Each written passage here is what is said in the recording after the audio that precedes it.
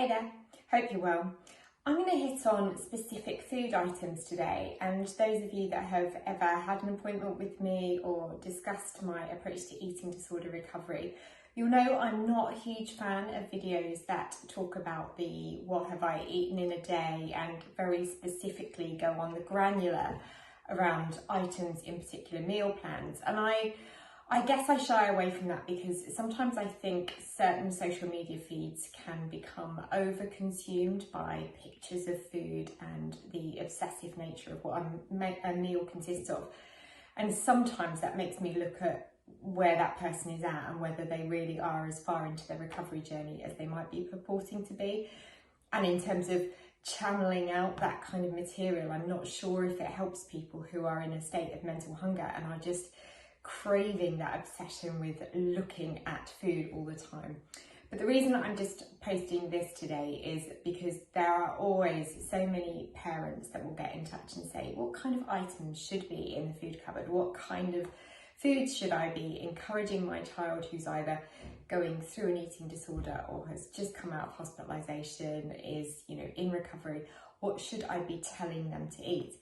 And one of the things I hear parents being really worried about so much is, surely it's the wrong thing to allow them to have sugary foods. Surely I should be putting them off having big bowls of sugary cereal, or shouldn't be allowing them to have stodgy items or overly unhealthy items. Well, what I would say about that is I'm not a big believer in kind of sticking to, you must have that, 5 fruit and veg a day, or stick to that, what we've traditionally known as healthy versions of food groups. I think in recovery, we just have to give the body what the body craves.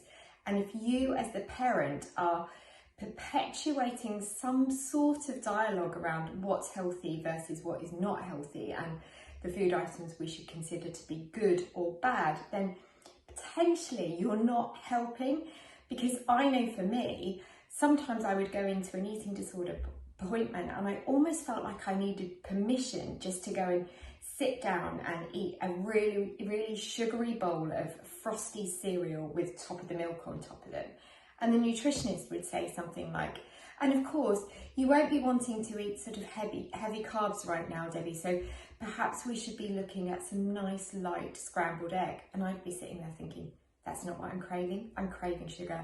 I need to get some calories in me. Oh, but she's just told me I should eat healthier scrambled eggs. So sometimes we can undo that journey towards recovery that our mental hunger is telling us we need to be eating. So just be careful about that and try not to bring your judgment about food items and food groups into what you're encouraging your child to eat. So what would I encourage you to have in the food cupboard, and what would I really say was helpful to me? Well, items like this. So packets of rice, packets of pasta, things that were really easy go-to, but they really made me feel satiated, made me feel comforted, could have any time of the day. And I would have packet rice, packet pasta at breakfast, lunch and dinner, and actually it was really what my body needed as it was kind of building up its glycogen stores. So things like this are really useful, so it's good to have in the cupboard. Other things, tinned fish. Even now, I always have tinned sardines, tinned mackerel, tinned crab, tinned tuna. So good for the brain, so good for the bones. So just stores and stores and stores of tinned fish, which you can add to pasta, have in salads, just can't go wrong. So easy to prepare and really easy to digest as well.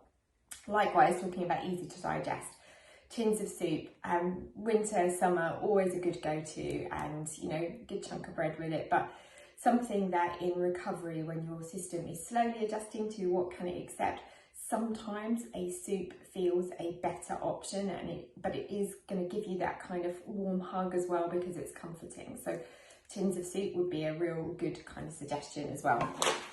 And the other thing is, and I have always been a big snacker, so things like this you will always find in my house, even now, but they were really important to me throughout recovery. So chocolate covered, kind of dried fruits, banana chips, nuts, seeds, always something that was really important to me. And again, the nutritionist would often sit down and say, unfortunately, you won't be wanting to snack between meals. Well, actually, for me, snacking was really important. And I would say, go with what is right for you. For me, it was never right just to wait for kind of between meal times and just have the big meals, because that would set digestion problems off for me. So snacking was also really good. So for me, things like snacking, dried fruits, nuts, seeds, also really, really good. So I hope that helps. There's just a few small suggestions, but obviously I'm really kind of open to hearing your specific questions about what it is you're trying to add into the cupboard and how you encourage your child to embrace new foods. So if I can help at all, drop me an email.